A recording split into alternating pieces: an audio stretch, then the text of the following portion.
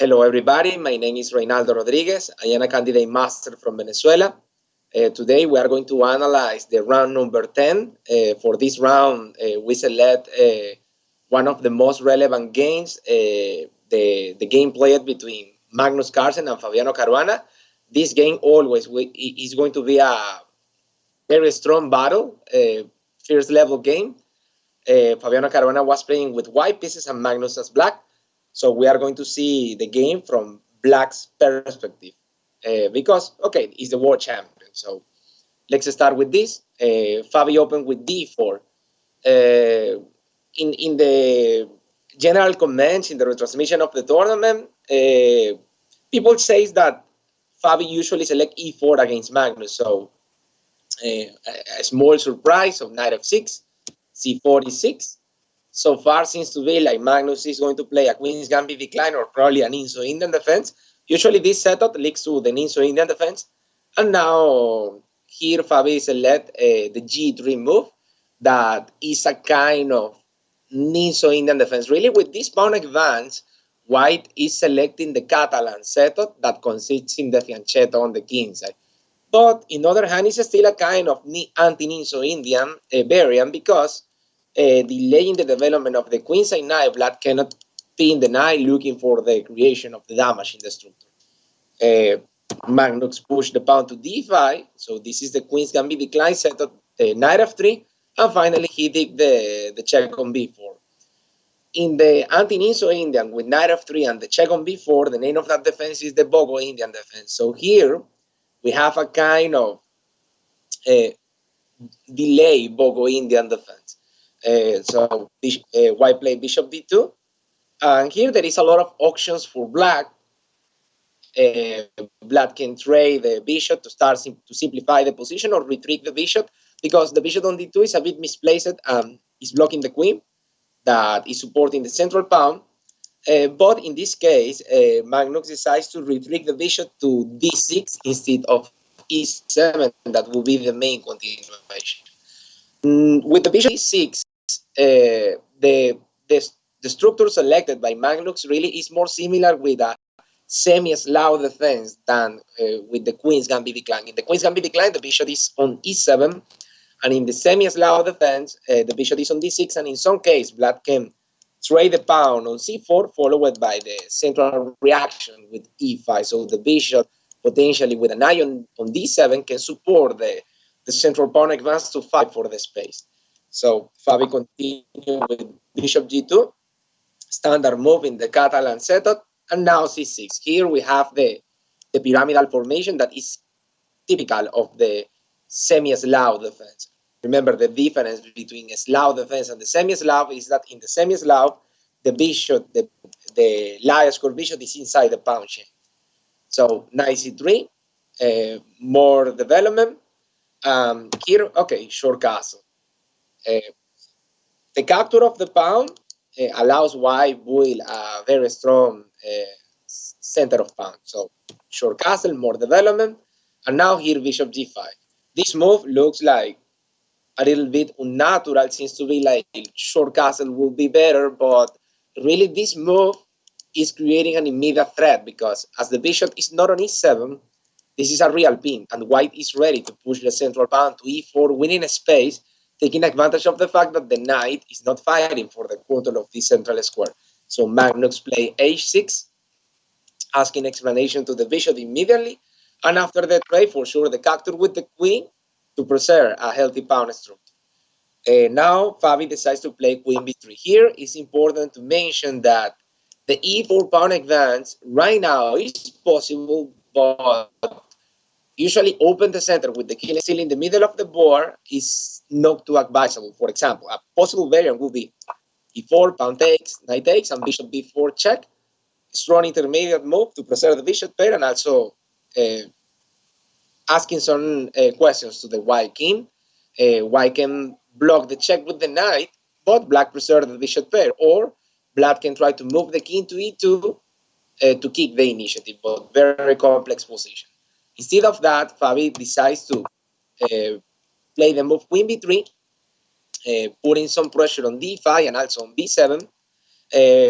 Another idea for sure is protect the pawn on c4 and be ready to recapture there. So knight d7, more development. With the knight on d7, now black can have on mind some ideas with the pawn advance to e5. Before, it's not possible because black is forced to recapture with the bishop, for sure. There is a lot of pressure on the d5 pawn to be able to make the liberating move, opening the diagonal for the last square bishop. Black have on mind a potential capture on c4, and after the recapture, e5. Typical reaction in the semi-Slav defense setup. White decides to castle, and here queen e7. Black is preparing the e5 reaction after piece and e5 in better conditions because the plan immediately, for example, pawn takes, queen takes, and e5, white have this fork on e4 that is really very annoying. So in order to prevent the fork to capture on c4 doing the liberating move, Magnus decides to retake his queen, one square back, and now the capture on c4 followed by e5 is a positional threat.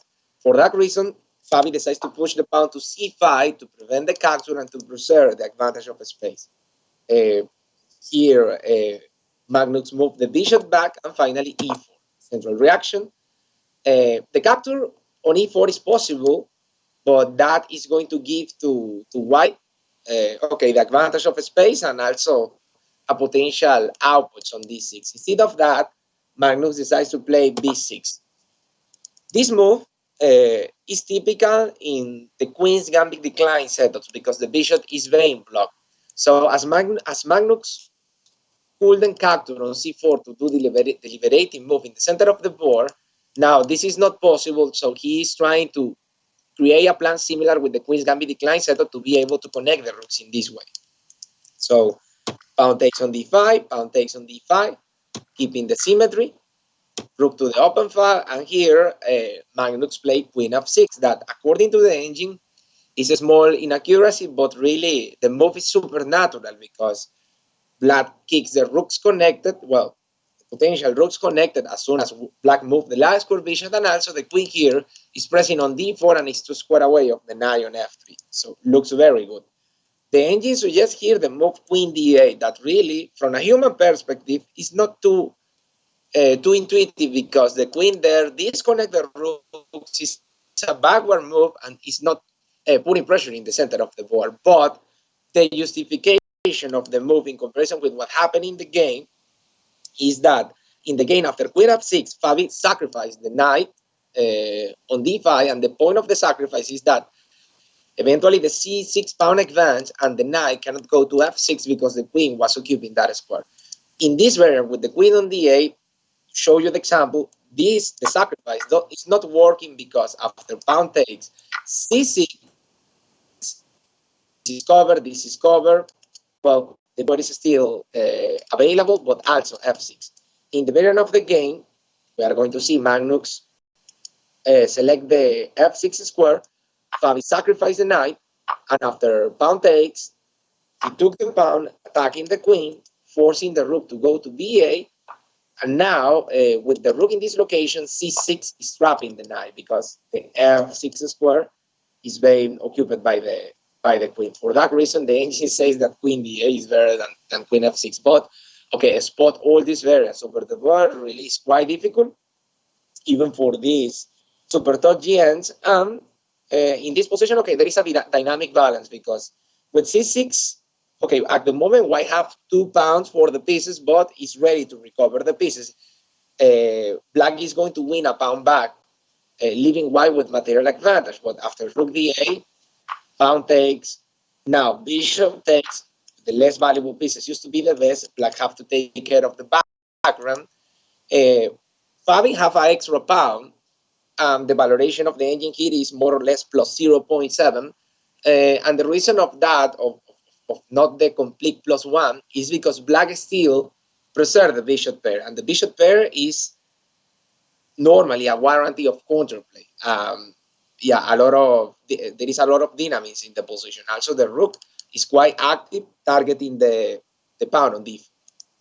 So Fabi took the outputs on e5, inviting Magnus to do some simplifications. because the outputs there is very annoying. Normally, when we are playing against the outputs, we would like to trade pieces of equal value or push the pawn. In this case, there is no option to remove the knight from that strong location. So eventually, black will be more or less forced to trade the bishop for the knight.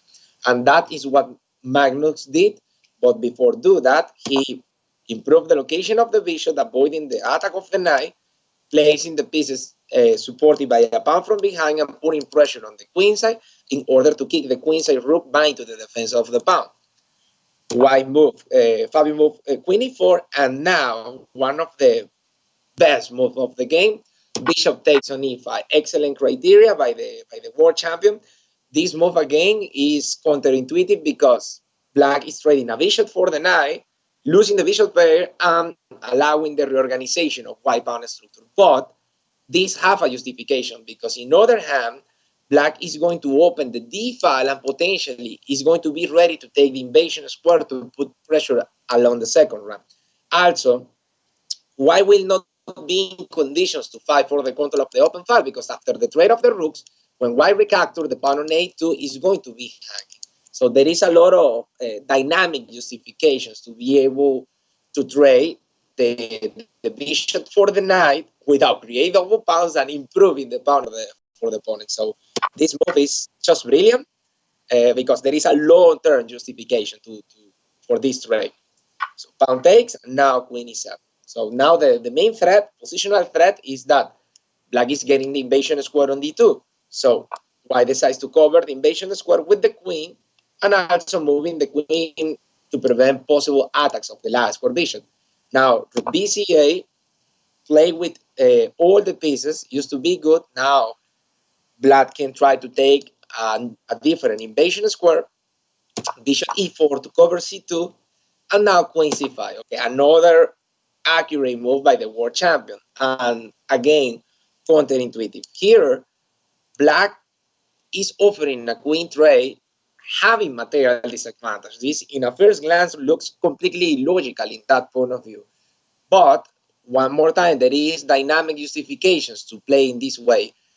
Basically, what black is trying to do, offering the trade of the queens, is because the queen on e3 is the defender of the second and preventing that the rook invasion square.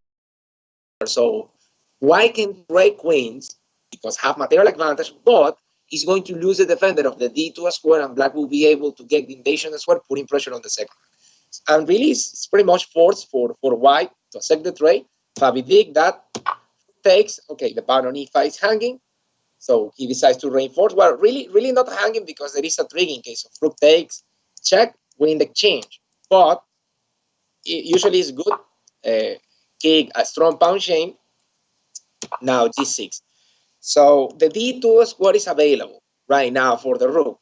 If black decides to take the invasion square directly, that will be a mistake because we say before, white cannot fight for the control of the open file because the rook is bound to the defense of the pawn on a2. But in case of this premature invasion, for example, white can play rook a1, leaving the pawn hanging because after all the trades, black cannot capture on a2 due to the background issues. So before getting the invasion square, Magnus decides to play g6, blocking the bishop, enabling g7 for the king, and now he is ready to take the invasion square in better conditions. So Fabi did king f2 to be ready to block the check with his rook on e2. So now a5. This move is very instructive because right now seems to be that there is no way to continue making progress in the position. But what the world champion did right now is extremely instructive. He is winning more space and looking for fix the queen side because normally, in order to decrease the activity of the bishop, probably white can consider some move like b3 to reduce the power of the bishop in the d4. Black is just trying to fix the queen side. Here b3 is an option, but in that case, the pawn on a2 may be potentially weak. And also with the expansion after b3, black is going to have some rupture points available to the player with material disadvantages, not pieces. Remember before, Magnus traced the queen because the justification of that was get the invasion square on d2. So a5. Now Fabi continue with king e3, centralizing the king, and now a4, fixing the queens. Rook to c1, and this moment of the game is very tricky because what now Magnus played rook b5 one more time. The player with material disadvantage would like to trade pawns, not pieces, and this move is amazing because the unique weakness in the position is the pawn on b6. The pawns on the kings are very well covered, especially by the bishop on e6. So protecting the pawn and keeping pressure on b2, black is keeping the initiative. Probably Fabi was hoping for this variant, takes. That seems to be very logical because after the trade of the rooks, black managed to deflect the rook that was defending the pawn on a2. But after bishop takes on a2, rook c6, okay, black restored the material balance, but now white is the owner of open file because this file, most of the invasion squares are covered, and also it's starting to put pressure in the base of the black pawns on the queens. Extremely annoying. So white have some arguments to play for the victory in this position. Instead of that, Magnus decides to prevent this counter playing rook b5, protecting the base of the queen side and also attacking on b2, keeping the initiative. Rook c2, defend b2, and now rook b4. This move prepare a potential connection of the rooks, and also he's keeping the rooks on that square. That way he can prevent the attack of the lion square bishop. Very instructive, the game of the world champion. Bishop d3. This move, e-file. Okay, now h5, just winning a bit of space on the king side and also a kind of waiting move. So rook d2, d5. Black continue with the mobilization of the pawns, winning more space. A3, and now, okay, here, rook b3 taking the outpost. Now the rook is in the lion square, but cannot be attacked by the bishop because this blocks the defense of the pawn on b2 and the pawn can fall. So with this pawn structure, again, this pawn structure, black is fixing the targets, especially the base of the pawn chain on b2. So rook c1. Now, as the rook don't have to protect the pawn on a2, white look for the open file, and here, very strong move by the world champion b4. Remember, the player with material disadvantage would like to trade pawns, not pieces. So with b4, he start liquidation of the queen side, and also increasing the pressure on the pawn on a3. And now another fantastic move, a3, undermining the base. In this position, for example, in case of, okay, here black did a3. In case of a move like bishop f5, trying to increase the pressure on the pin, white can play something like rook c3, using the support of the pawn on b2. So the main idea in this position is increase the pressure on the pin. But as white have a defense with a3, black is deflecting the pawn to leave the rook on, without the support that needs to block the theorem. So white capture, Magnus increase the pressure, okay, on the pin, and it's just fantastic because black is 3 pawns down, but the counterplay in relation with the pin on the bishop of d3 is extremely strong and enough to secure the draw. Now rook cd1, rook takes on a3, b5, bishop g4, attack, rook goes somewhere, and bishop f5. So now black increased the pressure on the pin again, and white is forced to come back. So we are going to see a sequence of move of the bishop back and forth, attacking the rook, increasing the pressure, and white really cannot do anything to make progress. And the position, the draw was agreed by multiple repetitive games between the actual two best chess players in the world, number one against number two. Very important to highlight the way to fight for the balance of the world champion in a very dynamic way, taking some risks from both sides.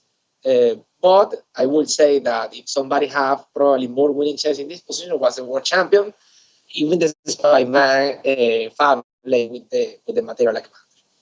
So with this, we'll finish with the analysis of the game. I hope you enjoy the analyze and comment and you find this instructive. Don't forget, if you enjoy the content, Like and subscribe, share with your friends, and hope